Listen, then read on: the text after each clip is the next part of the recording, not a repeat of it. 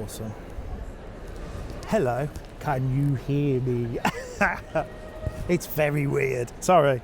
Right, okay, I'm gonna get straight into it because I know you all wanna go home.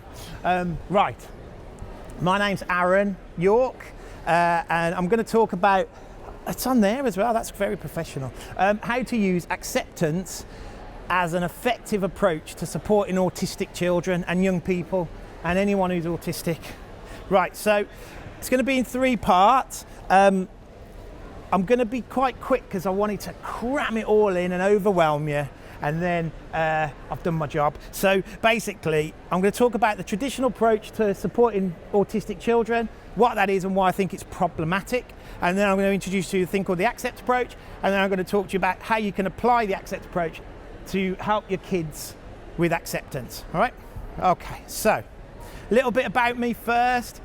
Over COVID, just before I set this up, it's called Accepting Behaviour, and it's just an absolutely amazing group of human beings, and we all just talk about acceptance and kind of just have Facebook Lives, and I've got a YouTube channel with loads of different ideas. It's just my thoughts, my experiences, but it's all there for you to access, and it's growing day by day, so hence why I'm standing here. From a professional point of view, I have 16 years qualified teacher. I've only really done SEN, can't teach mainstream. So any mainstream teachers here, you all need, I wouldn't give you a gold sticker because I don't believe in them, but well done. I've got a specialist background, always been in autism, that's my specialist area. I'm an autism advisor for local authorities in the West Midlands, part-time, and then I do independent consultancy work as well. And then on top of that, I'm also autistic. I have ADHD, so I'm a bit random, and I might twitch at you. I'm not winking. My twitches aren't too bad today, but anyway, that's why my tics tend to, but anyway, who cares? Right, so, and also I'm a parent of 2 amazing human beings, both autistic. Cameron, the little Superman there, is at the back, looking like, who was it? George Harrison. Someone said he looks like George Harrison, but everyone's looking now going, oh, George Harrison. He's hiding behind the camera. Yes, they're amazing. They're both autistic, and we've battled with it all. So I'm sure I can understand all you parents and your struggles. Okay, so the traditional approach. Right, well, there's about 1 in 57. That's kind of like the most up-to-date idea of what we've got. So out of every 57 kids, 1 will be autistic. Now, the traditional view says for those 57 children to grow and develop, they need to learn traditional skills and to help them reach what we call full human potential, right? Do you know that? There's an idea that all children can reach full human potential, okay? Hands up if you've reached your full human potential. None of you. So, oh, Cameron, obviously. Okay, well, what is the traditional view? Well, these are just some ideas of the skills that to reach this full human potential, humans need to learn. And I'm not saying they're bad. Some of them I don't agree with, but this is kind of pretty much in a nutshell. You'll probably have your own ideas. So being a kind person, behaving properly, best way to learn is to sit, look and listen, taking turns, concentration, knowing that being with people is good. All these skills are seen as being good, all right? So all of you are sitting good. You've all learned how to sit good. No one's spinning around on their chairs, so well done. Right, and then the problem I've got is, well, I'll talk about problems in a bit, but basically the traditional view looks at autistic children, whether, no one is out there being nasty, right? So I hope I'm coming across like that. But the view isn't right in my opinion, okay? Because it says that if a skill, you know, that those skills that I talked about, if they're not there in your children, then something's broke and it needs to be fixed. And to be a loving parent and a loving teacher, you've got to fix those kids, right? Now, I think that's problematic, and I'll tell you why. Because I don't think autistic children need to learn those skills in that way to achieve full human potential. Now, I've been doing this for about 20 years, so I've worked with thousands of autistic children, all different ages, hundreds of schools, all different settings, some good, some not so good, some in the middle. My truth is this is what I see. so many autistic kids develop low self-esteem because they fail to learn those traditional skills that we try and teach them. And then parents and teachers also feel like failures because they can't teach those kids. Little Billy cannot sit still on his chair. He won't sit still on his wobble cushion, okay? That's all about traditional skills. And for me, I believe passionately now that autistic children do not lack traditional skills that they need to learn. And this is only my view on this, and I'll explain it a little bit more. They do not develop using traditional skills, a lot of kids. Some do, some are fine with those traditional skill teaching. Some children will learn to sit still on the chair because that's what's expected of them, but I find most don't.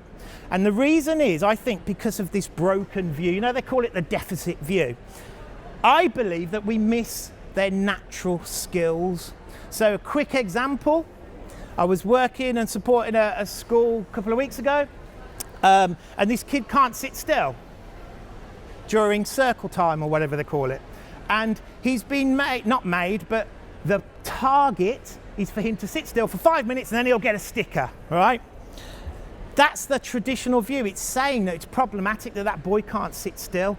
I don't think that works. I don't think that's effective. Do you know what we need there, I believe, is that kid doesn't have to sit in the circle with all the other children, because that's not how he learns. That is the stuff where acceptance starts to kick in. And I'll explain that a little bit more. So that's, in a rush, my truth, okay? I don't think the traditional skills work. Now, it doesn't matter what I think. To be a good professional, which is hopefully what I am, or a good parent, I don't know, whatever, you've got to look for truth, haven't you?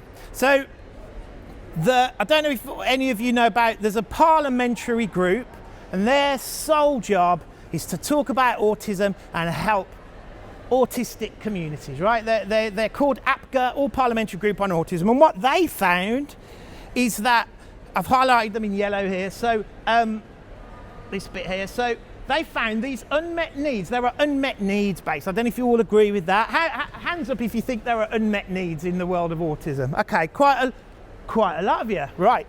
Well, APGA would agree with you. In their findings, they say these unmet needs stem from a poor understanding of professionals, by professionals, and low awareness of their duties. That's quite like, oh, what does that mean? What does that mean? And then the National Autistic Society, to support that, they said, without the right support, children can quickly become highly anxious, so overwhelmed that they can't control their behaviour.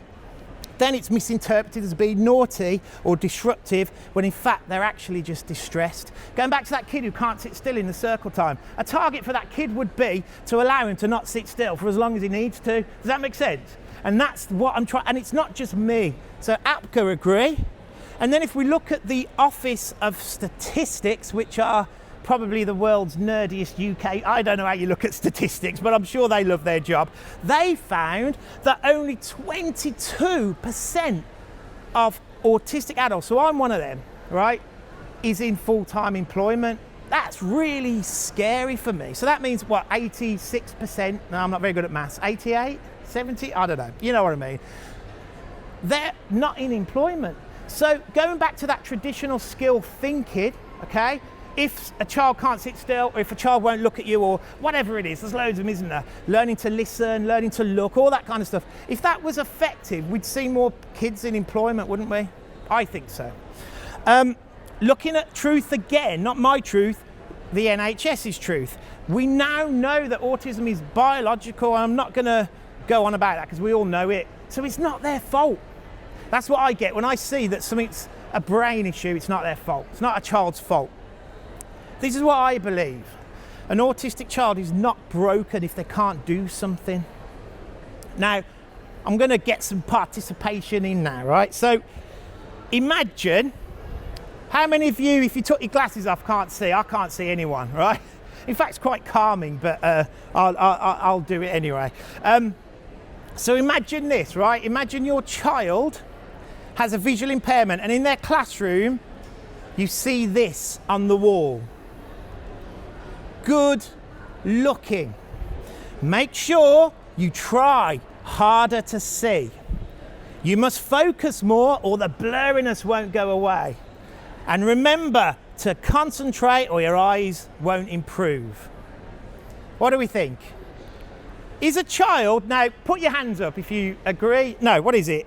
Is a child with a visual impairment, put your hands up if you think this is true, lacking a skill that they need to learn. So put your hands up if you think someone with visual impairment is lacking a skill. Right, okay. So let's take it another step further. Imagine that a child in a classroom, that lovely teacher over there is looking at me going, what the hell is this guy on about? Only joking, I know you're not. Imagine, right, there's a kid in a wheelchair and he's in a classroom, it's his first day, mum and dad are a bit nervous, they walk in and the teacher goes, oh hi, welcome, we're going to really include, we're an inclusive classroom here, and then they point at this on the wall. We always we focus on behaviour, we always want good behaviour, we want good learning, and we also want good walking. And these are the things that we're going to help your child to understand. Make sure that you walk the same as everyone else, because that's only fair. Make sure you sit on the floor, not on your wheelchair, and make sure you try harder to make your legs work. And we're even going to help this child, we're going to put him in a dinner time club called Learn How to Walk Better, all right? Hands up. Has a child with a physical disability, are they lacking a skill that they need to learn? Okay, there's 4 people with their hands up. No, there's not really, I'm joking. Right, now, imagine your child is autistic and they're in a classroom and you're in there, you're anxious about your kid because you know he doesn't like loud noises or groups or human beings in general, and you see this on the wall. Good listening.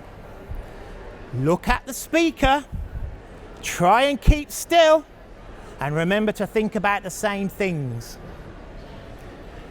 Hands up if you think that autistic children are lacking a skill like that they need to learn. Brilliant. Right. Those 2 are not real, obviously, but that one is. Does that make sense to you? That freaks me out, and it actually makes me really sad because we've got to stop it because it doesn't work. Right. So, if supporting your children with social stories, comic strips, behaviour strategies, emotional scales, all that stuff works, keep doing it, brilliant. But what happens to these kids? What happens to them? The ones that don't get that support, the ones that don't respond to traditional skill teaching, the ones that on paper are written in their EHC plan or their behavioural plan to be accepted in class, but they're not accepted because it's what we call conditionally accepted. What happens to those kids? They're the ones I'm interested in because I was one of them kids, my son was one of them, and my beautiful little girl is one of them as well. So I'm trying to think, what can we do? Because I don't see it's working, right? This is what I see happens. Education, not so much families, but I think out in the world. We accept that you're autistic, but you can't be in that situation, and you can't be in that situation. Has anyone experienced that? I have all the bloody time. And I hate it, absolutely, with a passion. Now here's the thing. Because I'm a professional and I feel blessed to be in this field, I feel blessed to stand on this stage and to talk to you amazing people. I'm always thinking, what can I do to make sure that people don't misunderstand my children, and also your children, and you, and all the people that are here trying to think, what can I do to help my kid? I want to work something out. And I've wanted to do it for years, and I'm very slow at all this stuff, but I finally got there because I have found, for me, the most effective thing you can do to support autistic kids who don't respond to that traditional stuff: acceptance. Now you're probably all going, of course I accept my child, and the teachers are probably going, of course we accept them. There's always a but, isn't there? That's conditional acceptance. If you hear the sentence, we love little Jimmy in our class, oh he's brilliant, we talk about autism, we've done an autism assembly and everything, he's brilliant, we love him, but he's got to stop hitting kids. And he's got to stop shouting out in assembly. That's conditional acceptance. That doesn't work. So I needed to come up with something that maybe is a way forward for me. I spoke really high then, I don't know why. Sorry for you head. I'm not popping too much, am I? I know I'm a bit loud. It's very real, weird. Anyway, so I want to talk about the accept approach just very quickly. So this is something that it's taken me about 7 years to write. I submitted it to the Good Autism Practice because as a researcher, we write articles and we try and get them published. And I've had this published, and I'm really proud of that because it means that people like your good selves can have a look at something, and you can take this into schools and go, guys, this is an approach that's new, but it's got some beginning. It's got something we can work with. So you can access the journal on my website, so feel free to go on. It's on the first page. I can't go into the whole thing. It's not complicated because I'm not a complicated. Well, I am a complicated person, but I'm not one of them professionals that talks about really long words because I can't get my head around that, right? But this is what it is, right? It's an acceptance-based approach. It's not behaviorism. It's not behavior modification. It's not bettering a child. It's not looking at a lacking of a skill. It's not looking at, by the end of Key Stage 7, my child will be Key Stage 7. By the end of Key Stage 2, my child will be able to understand their emotions and be able to control their anxiety. It's not that. That might work for you or lot, but my kids that I've supported, stuff like that just goes over their heads. The acceptance-based stuff just does that. It accepts them, right? It sits within the neurodiversity view of seeing autism as a difference, not a deficit. You all know about that. And it teaches you guys and me and the child or the young people that I'm applying it to overcome problems and issues using acceptance as the key strategy. Right, so I've got to skip a few things because of timing. How long have I got? 15 minutes ish. Brilliant. Okay. So this is it. You identify a problem or an issue. It could be anything. Little Johnny won't sit still in assembly, right? You apply what's called the 4 foundations. And then what you do is you just rotate those foundations and you don't stop. And I can't wait to show you them because they're amazing. And I'm going to jump today on the 4 foundations. Guys, this is all you need to do. And you'll see with the impact that it's had, not just my opinion, the parents and the schools that have applied this stuff. This is it, right? The only complicated thing about here is I tried to get words that all begin with R. I don't know why, isn't there? Anyway, so you remove, you remind, you reassure, and you reaffirm. And I'm going to go through each one to give you an idea of what I mean by it. Which leads me on to the last bit. How to apply acceptance. Well, this is it. This is the stuff. You can go away and try this today, right? And you'll see an impact, I promise you. The first one. What do I mean by remove? Has anyone read Susan Jeffers' Feel the Fear and Do It Anyway? Has anyone? Yeah, it's a good book. I like it. Does it work for autistic kids? No. Why? Because their anxiety is different. All right? Their anxiety is a way of saying, I'm not traumatized by something. It can be, but it's more about, I don't like something that's in front of me and I need you to take it away from me. Give you an example. My daughter was going to come today. She's awesome, but she couldn't leave the room and my wife is at home. The thing she said to me was, get out, I'm not. She couldn't cope with the expectation of coming here. She went, I want to burn this room down, right? Just lost. And we're like, Jane's in the garden crying. And I'm like, okay, how do we apply acceptance here? Right, we go upstairs, we tell Lily, don't worry, you haven't got to go today. My wife's had to leave work, so I know how problematic raising autistic kids are. This isn't easy, but we've made that decision. Instantly, my daughter went,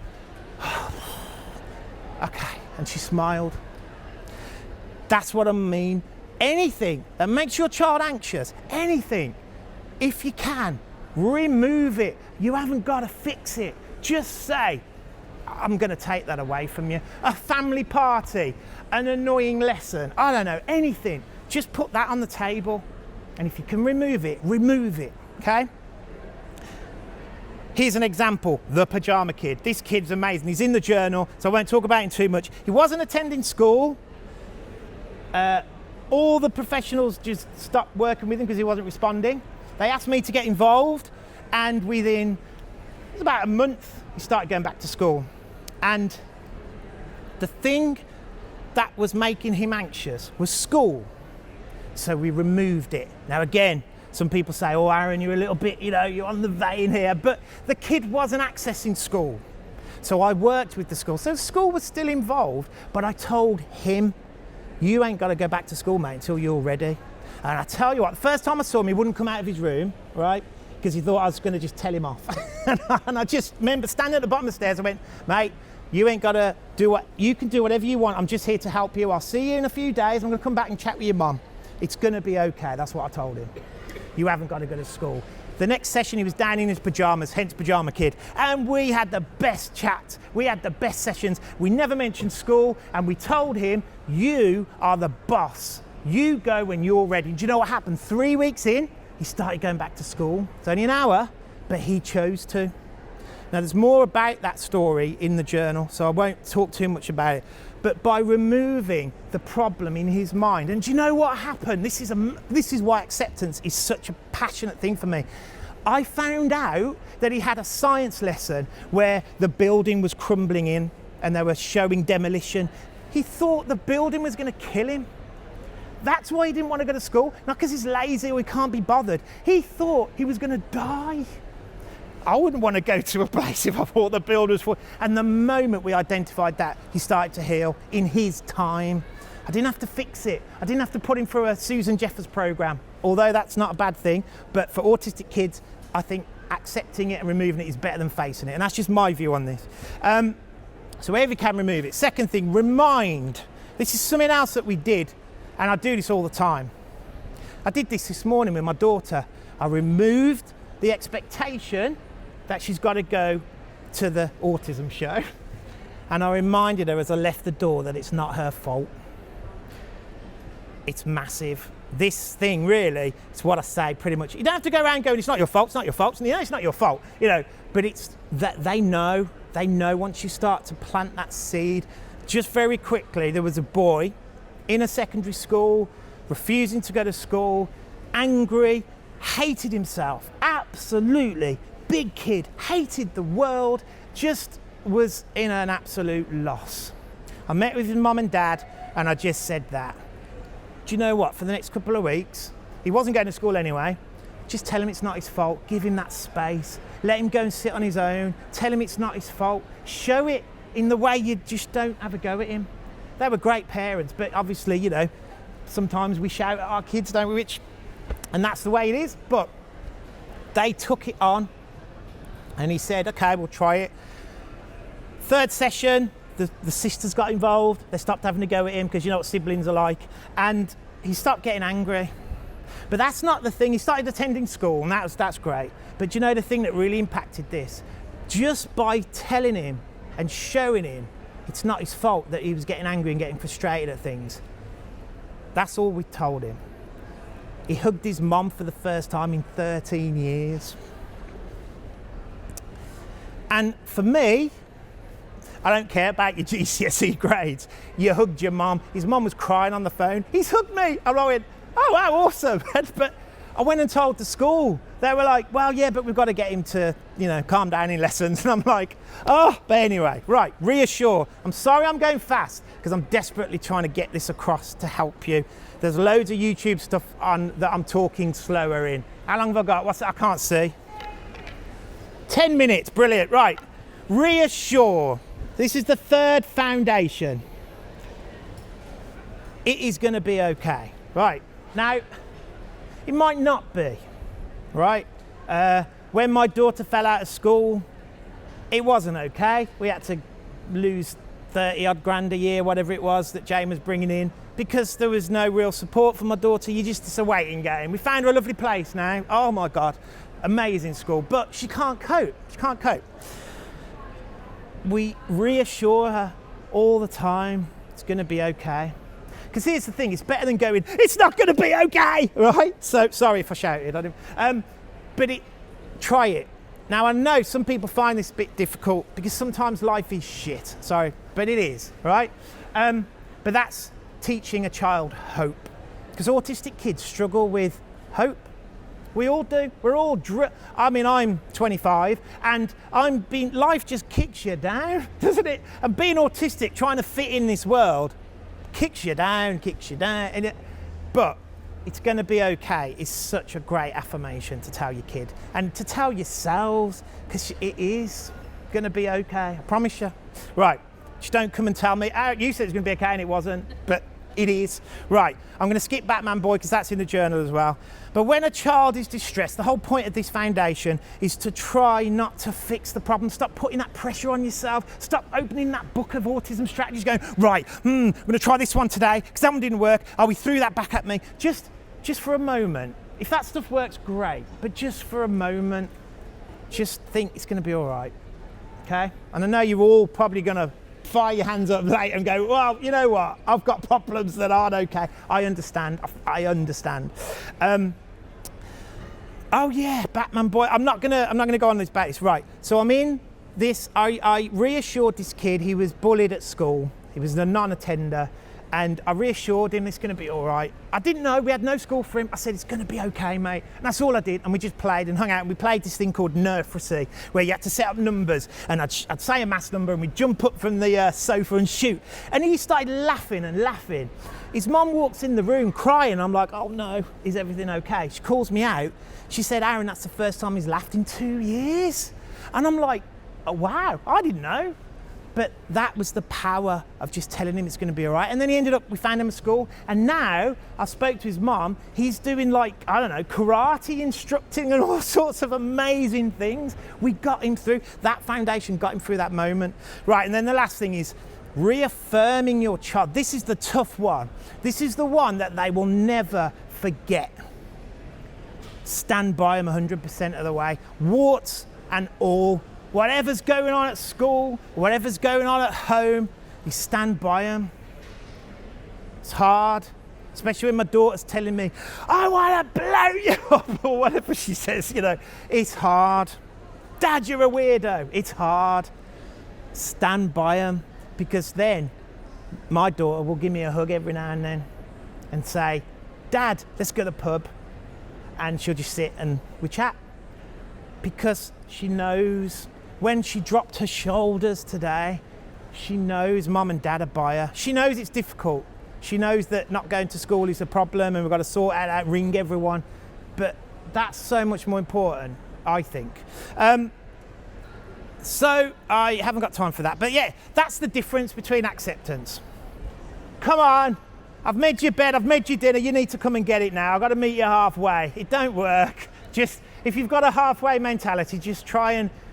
My daughter doesn't eat near anyone, I don't either. If she's in a room, do you know what we do with her dinner? We take it upstairs for her. We text her. We allow her to have where she wants to eat, okay? Don't meet them halfway, meet them all the way. Right, I haven't got time to talk about it, but that's the end result, self-acceptance. It's key.